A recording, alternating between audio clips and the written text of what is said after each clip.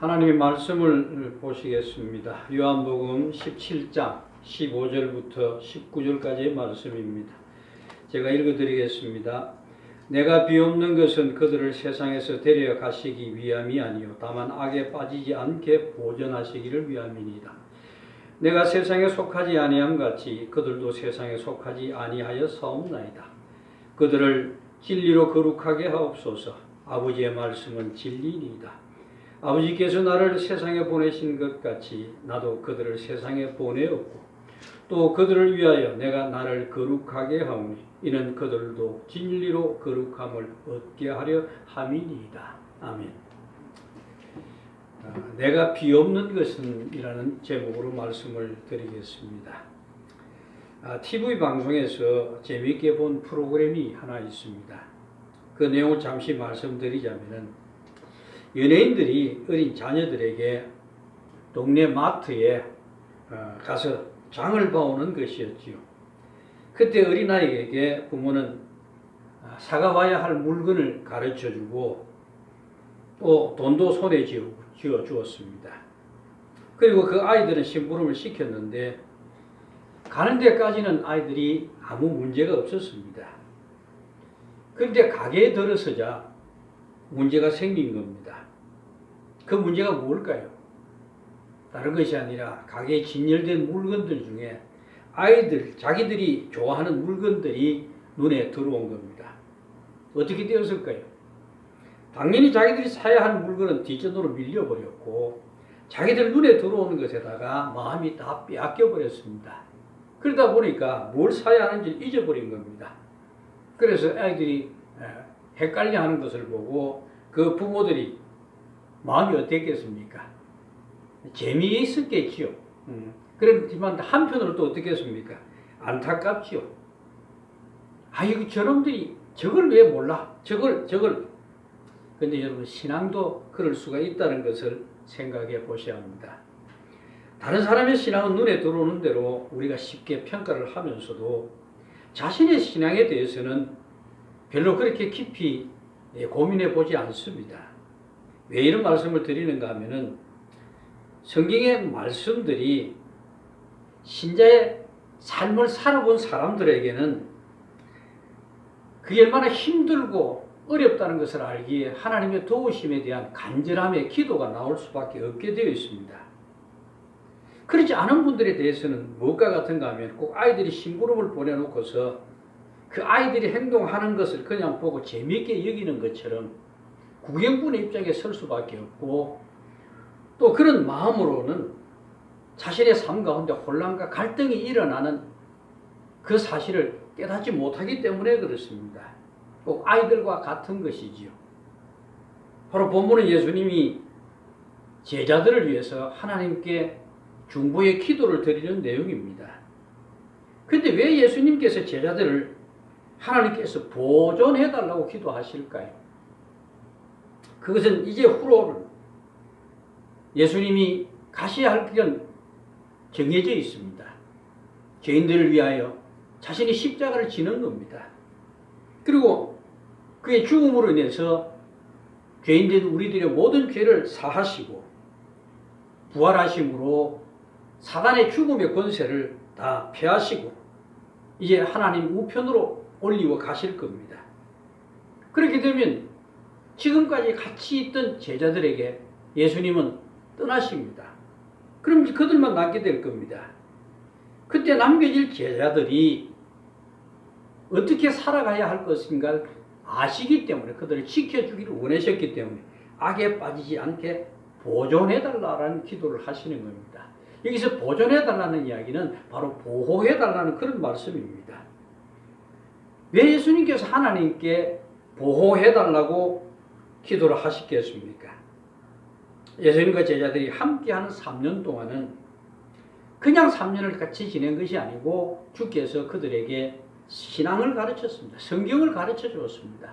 그리고 그뿐만 아니고 그들의 눈에 지금까지 경건해 보이던 유대인들 제사장들의 모든 삶들이 거짓된 것과 그들이 하나님 말씀을 잘못 알고 있는 것과 잘못된 지식들이 모두 드러나게 하심으로 이것은 신앙이 아니다는 것을 보여주시기도 하시고 그리고 이제 예수님이 떠나신 후로는 이 땅에 예수님의 가르침을 전파해야 하는 제자들이 앞으로 그들이 겪어야 될 고난들, 그리고 그들이 어떤 유혹을 받을 것인지에 대해서 너무나 잘 아시기 때문에 주님 제대로 홀로 버려둘 수가 없었던 겁니다.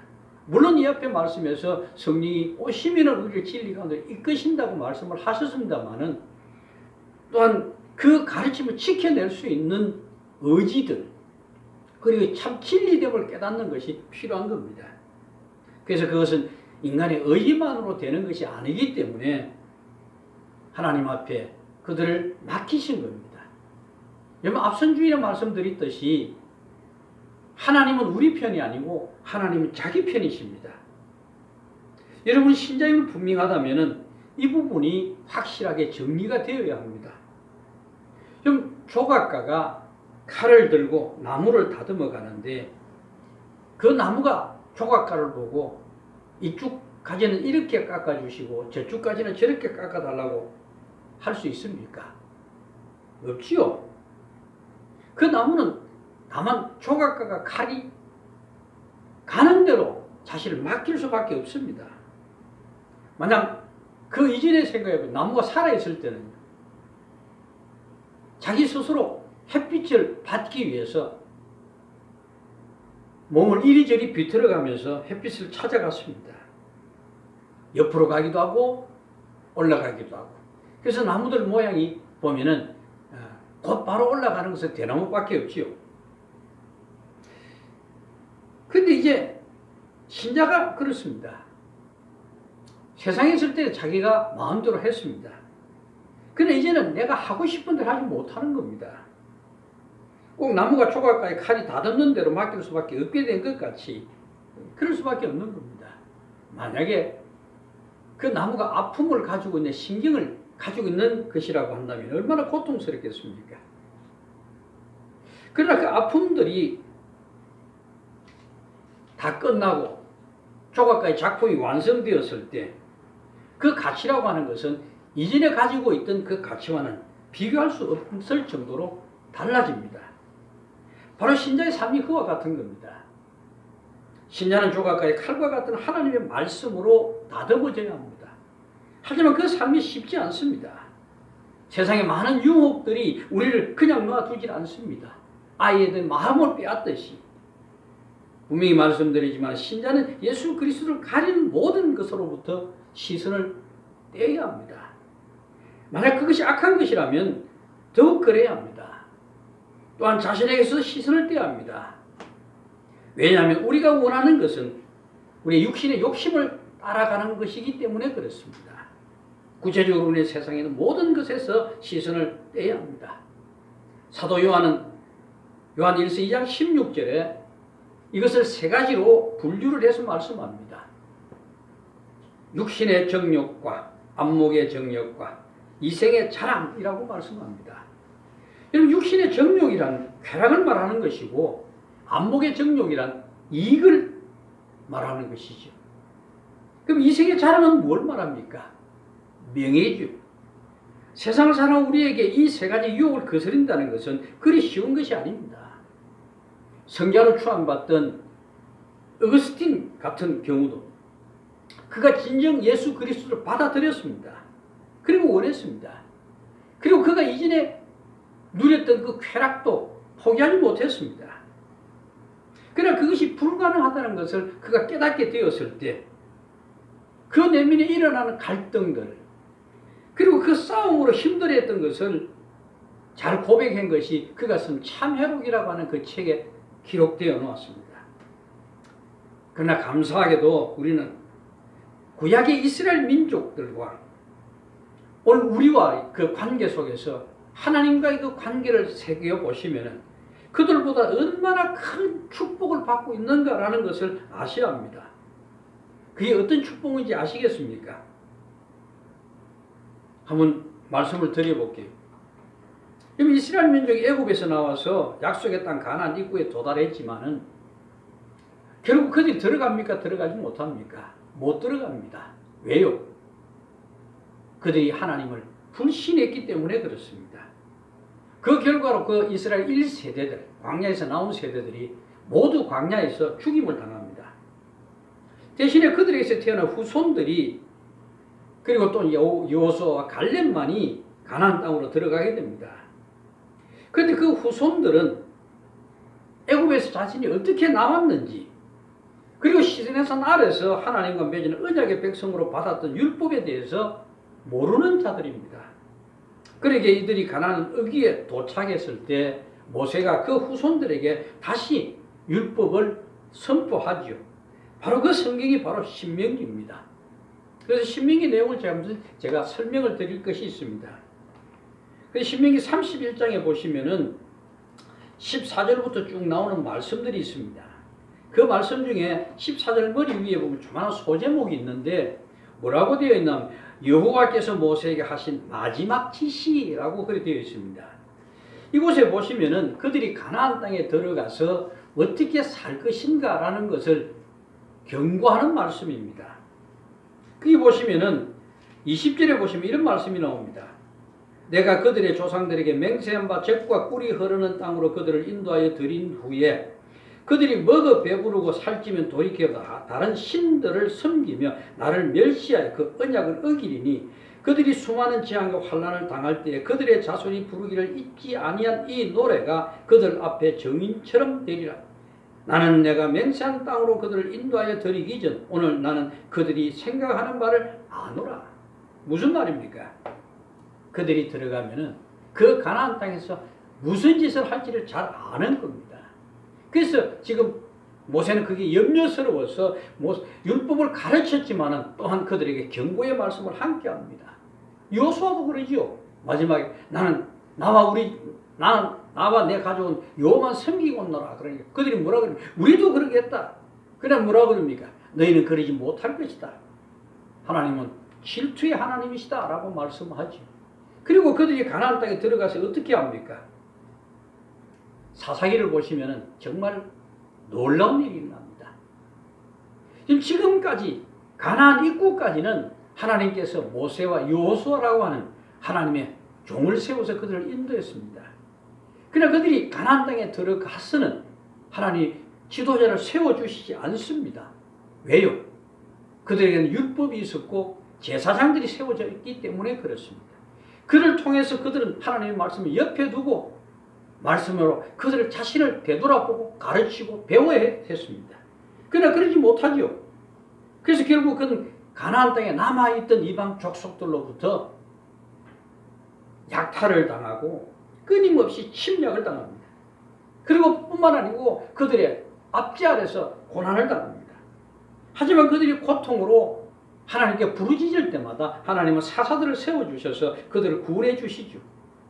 그러나 여러분 사사들이 살아있을 때는 그렇지만 죽고 나면 또 어떻습니까? 다시 옛날의 모습으로 돌아가 버립니다. 여러분 왜 애굽의 것들을 포기하지 못할까요? 그래서 우리가 가지고 있는 부패한 본능 때문에 그렇습니다. 여러분 기도를 잘 아실 겁니다. 우리 기도를 보면서 어떤 이야기를 하면 기도의 300용사에 대가 강조를 합니다. 그러나 분명히 그 앞에 하나님 말씀하시면 뭐라고 이야기하십니까? 너희가 많은 숫자로 이게 전쟁에 이기면 너희가 했다 할까 하노라 그러지 않습니까? 기도원의 그 삶의 실패를 여러분 보셔야 합니다. 우리는 자꾸 300용사에 초점을 맞추는데 결국은 기도원이 자기가 왕 같은 삶을 살았고 심지어 그 첩의 아들의 이름을 아비멜렉이라고 이름을 지었지 않습니까? 아비멜렉이란 말이 뭡니까? 내 아버지는 왕이다라는 이야기 아닙니까? 그러니까 그가 그처럼 왕 같은 삶을 살았던 그 결과들이 어떻습니까? 이스라엘은 엄청난 타락을 합니다.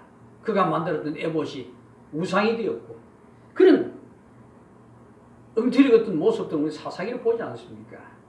그래서 잠언 23장 5절에 보시면은 어떤 말씀이냐 이런 말씀이 나옵니다. 네가 어찌 허무한 것에 주목하겠느냐. 이 말씀에 여러분 우리 귀를 기울여야 합니다. 이 말씀 중에 생각해 보실 것은 첫째, 세상의 부유함이 아무것도 아니라는 것에 여러분 주목하시기 바랍니다. 세상의 부는 아무것도 아닙니다. 세상에서 자신의 가진 부로 인해서 남에게 굉장한 사람으로 보일 수 있기는 하겠으나 정작 하나님이 보실 때는 그것이 아무것도 아니라는 사실을 여러분 주목하셔야 합니다. 두 번째는 하나님 우리의 시선이 그런 것들에게 뺏기는 것을 원치 않으신다는 겁니다. 왜 그럴까요? 그것은 생명과 거룩한 것에 비하면 아무것도 아니기 때문에, 바라볼 만한 가치가 없는 것들이기 때문에 그렇습니다. 그러면 여러분 기억해야 하는 것은 그런 허무한 것들에 눈을 떼지 못하는 자들에 대해서 하나님이 어떻게 보실 것인가를 생각해 보시랍니다. 성경은 그런 자들에게 뭐라 그럽니까? 진노하신다고 그럽니다. 여러분, 여러분의 눈을 허무한 것들에 고정시키지 마십시오. 진리를 아신다면 그것이 얼마나 헛되고 무의미하고 어리석기 짝이 없는 일이라는 것을 깨닫게 될 겁니다. 그럼 진리는 뭐란 말입니까? 성경 말씀하시기를 하나님의 말씀이 진리라고 합니다. 그 말씀은 결국은 율법을 말하는 것이고, 율법은 누구를 가르칩니까? 예수 그리스도를 가르칩니다. 그분이 우리의 진리요 생명요 빛이라고 합니다. 왜 그럴까요? 세상은 예수님을 기준으로 선과 악으로 구별되어 악은 결국 심판으로 망하게 될 것이기 때문에 그렇습니다. 여러분의 눈으로 목격하실 때 세상에 속한 자들이 서로 선이라고 주장하는 것은 자신들에게 유익이 되는 것일 때에 길을 서면서까지 포기하지 못합니다. 왜 그럽니까? 그들은 세상의 것이 모든 자신들의 삶의 전부이기 때문에 그렇습니다. 그 삶의 공통점은 자기 유익을 구하는 것입니다. 그런데 진리는 세상의 유익을 말하는 것이 아니라 하나님을 말하고 그리스도를 말할 뿐입니다. 왜냐하면 하나님과 그리스도만이 참 생명이기 때문에 그렇습니다. 하지만 세상이 전부로 보이는 저들에게 아무런 유익이 되지 않는 진리를 선으로 받아들이며 그 진리를 기준으로 해서 선악을 분별해야 할 이유가 그들에게는 없는 겁니다. 진리는 그 무엇에도 양보될 수 없는 절대적인 원칙입니다. 따라서 그 절대 원칙을 포기한 채 하나님을 믿는다는 것은 불가능한 겁니다. 그러므로 진리에 관심을 두지 않는 믿음은 믿음이라고 할 수 없는 것이지요. 거듭 말씀드립니다만 신자는 항상 자신의 믿음이 과연 진리 위에 굳게 서 있는가를 살피는 일을 게을리하시면 안 됩니다. 본문 16절에 내가 세상에 속하지 아니함 같이 저희도 세상에 속하지 아니하여 삽나이다 라고 말씀합니다. 여러분, 신자는 예수님처럼 세상에 속한 자들이 아닙니다. 하나님께 속한 자들입니다. 그러니까 이 말은 세상 사람들이 사는 것처럼 살면 안 되는 사람이라는 뜻입니다. 그러나 우리의 의지로서 그걸 그렇게 구별된 자로 살 수 없습니다. 그래서 15절에 보면 내가 비옵는 것은 저희를 세상에서 데려가려고 위함이 아니요 오직 악에 빠지지 않게 보전하시기 위함입니다. 이 보전이라는 것은 앞에서 말씀드렸지만 보호해달라는 그런 내용입니다. 신자는 세상에서 건짐을 받은 자들입니다.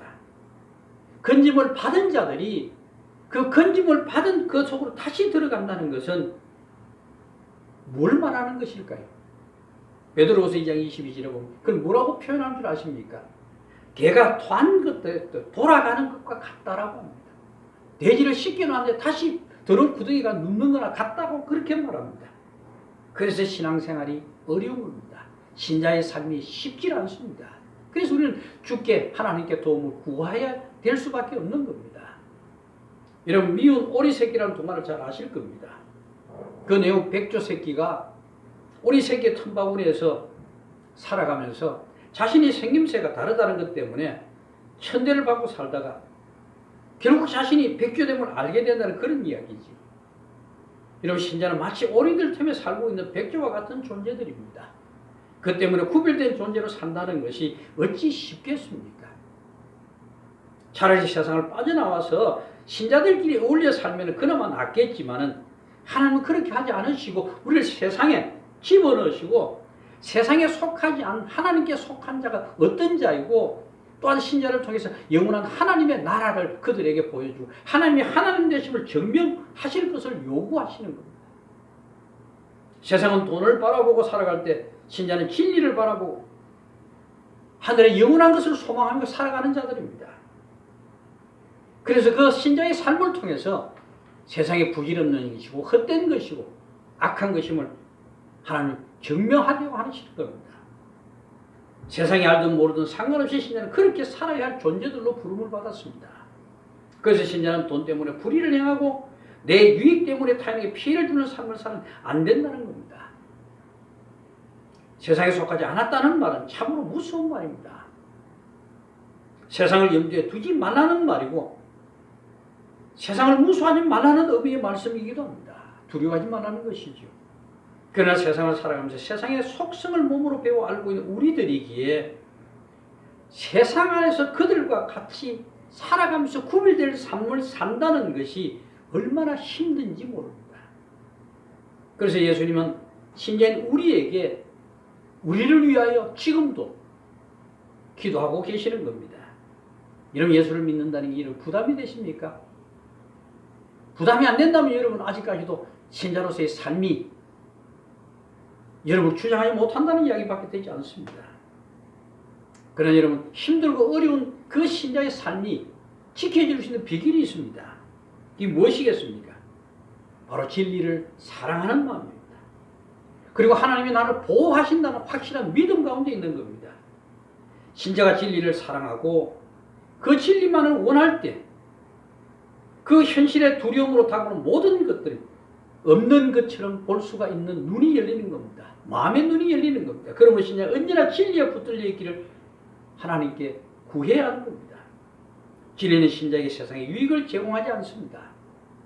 그런데 안타까운 것은 오늘날 현대 그리스도인들은 신앙은 열심인데 그 마음속에 진리가 빠져 있습니다. 그 진리의 자리에 뭐가 있습니까? 돈과 출세와 세상의 복이 들어있는 겁니다. 진리가 우리에게 가져다 주는 것은 영원한 것입니다. 참 생명입니다. 여러분 영원한 생명보다도 세상의 대가를 얻기 위해서 살아가십니까? 우리가 이런 세상을 살아가고 있음을 생각해 볼 때 항상 예수님께 대해 끼어 있을 수 있도록 힘써야 하는 겁니다.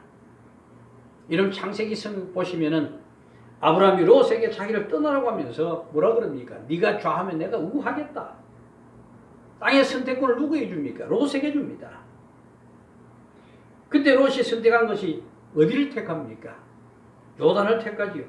이유가 뭡니까? 여호와의 동산 같고 애굽처럼 먹을 것이 풍부한 것에 그가 미혹되어 버립니다. 땅의 기준을 그는 무엇을 가지고 했습니까? 먹고 살기 좋으냐 좋지 않느냐의 기준을 두었습니다. 요단에는 누가 있었습니까? 소돔과 고모라가 있었지요. 소돔과 고모라는 악으로 인해서 나중에 멸망을 합니다. 그러나 롯의 눈에는 그 소돔과 고모라의 악이 보이지 않았습니다. 단지 그 땅에 부요와 윤택함만 보였을 뿐입니다. 혹 여러분 눈에 보이는 세상이 롯이 보는 것처럼 하나님의 동산 같고 애굽의 땅처럼 보입니까? 아니면 소돔과 고모라 같은 멸망으로 이끈 악이 여러분 눈에 보입니까? 18절 보면 19절에 보시면은 아버지께서 나를 세상에 보내신 것 같이 나도 그들을 세상에 보내었고 또 그들을 위하여 내가 나를 거룩하게 하오니 이는 그들도 진리로 거룩함을 얻게 하려 함이니이다 라고 되어 있습니다. 이게 좀 여러분 듣기가 좀 이해가 좀 힘드실 겁니다. 이 공동 번역에 보면 이렇게 말씀합니다. 아버지께서 나를 세상에 보내신 것 같이 나도 이 사람들을 세상에 보내었습니다. 내가 이 사람들을 위하여 이 몸을 아버지께 바치는 것은 이 사람들도 참으로 아버지께 자기 몸을 바치게 하려는 것입니다. 그리고 거룩이라고 하는 것은 제사적인 용어입니다. 구약의 제물을 하나님께 드릴 때 그게 거룩함으로 드린다는 바로 주님께서 우리를 위하여 희생 제물로 자신을 거룩한 제물로 드린 것 같이 그 하나님을 믿는 모든 자들에게 그들 또한 하나님의 거룩한 제물로 드려지는 것이다 라고 이렇게 말씀하고 있단 말입니다. 그럼 하나님은 이미 자기 것인 신자들을 지키시고 보호해 주십니다. 보존합니다. 여러분이 세상에 실패할 수 있습니다. 그러나 영원한 생명이 참된 것에서 실패할 수 없는 이유가 있습니다. 그것은 그리스도의 생명이 여러분에게 있기 때문에 그렇습니다. 세상은 불로 태워 없어질 겁니다. 그렇지만 여러분 하나님의 은혜 안에 붙들려 살아가실 겁니다. 이사야서 49장 15절에 이런 말씀이 있습니다. 여인이 어찌 그 젖먹는 자식을 잊겠으며 자기 태에서 난 아들을 긍휼히 여기지 않겠느냐. 그들은 혹시 잊을지라도 나는 너를 잊지 아니할 것이다. 하나님은 그의 자녀들을 잊지 않습니다. 실패하도록 놓아두질 않습니다. 여러분 세상 것에 연연하며 세상에 끌려가는 자들이 아니라 하나님이 나를 붙드시고 나를 그의 거룩한 하나님의 자녀로 받아주셨다는 이 놀라운 이 축복의 사실을 마음속 깊이 간직하면서 세상 가운데 백조와 같은 자로 살아가시기를 주님의 이름으로 축복합니다. 기도하겠습니다. 거룩하시고 고마우신 우리 아버지 하나님, 우리가 받은 이 놀라운 은혜를 잊지 않도록 붙들어 주옵소서. 날마다 진리를 사랑하며 헛된 것에 우리의 눈이 빼앗기지 않게 하여 주옵소서. 우리는 연약합니다. 주여 우리를 강건하게 붙들어 주시고 날마다 진리 안에 자유를 누리는 하나님의 복된 자들로 다 설 수 있도록 붙들어 주시기를 간절히 구하오며 우리 구주 예수님 이름으로 기도드리옵나이다.